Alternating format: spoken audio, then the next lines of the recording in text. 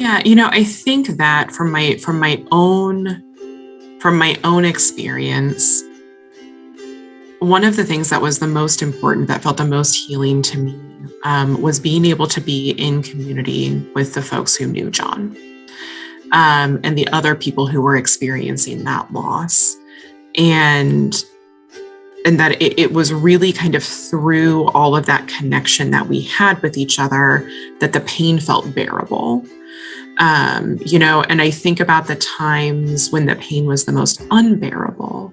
And those were the moments when I was alone, right? Those were the moments when it felt like I was the only one awake in the world, right? Like those were the times where it felt the hardest, where I just had to be alone with my loss and my thoughts and my own feelings.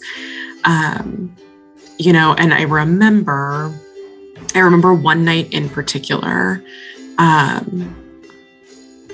kind of laying down on the balcony outside of my apartment and just like looking up into the night sky and just feeling like the crushing weight of the world around me, and having this thought, like, this is bad. You shouldn't be by yourself right now. This isn't good. This isn't typical. This isn't what everybody's feeling right now.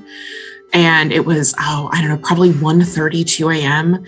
And I sent a text to a friend of mine, just to see if they were awake and if they were busy.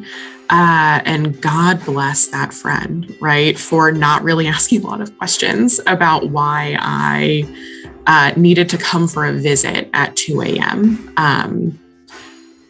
But I know that kind of no questions asked, no pressure support that he was able to give me right then, because he's like, just come over, right? Like, what's up? What do you need? And I think that he suspected that I wasn't doing well. I think that he suspected that it was probably a lot of grief, and I think he suspected that it was depression. But he really just let me be.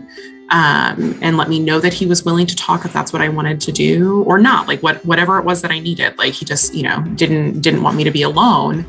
And it was kind of through that quiet acceptance. It was kind of through that openness that he had that I honestly think he probably saved my life that night, right? Because I didn't have to be alone.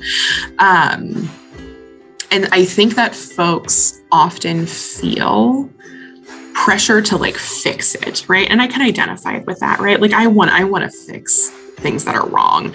I want to relieve the pain that folks are experiencing. And I think that sometimes one of the things that can be the hardest to understand is that we can't fix it, but that we don't have to, right? That there is a lot of power. Now there's a lot of power in just not being by yourself. There's a lot of power in just having company in your pain. Because if you're connected to someone, it feels a little more bearable, right? Like it doesn't feel like you have to do it by yourself.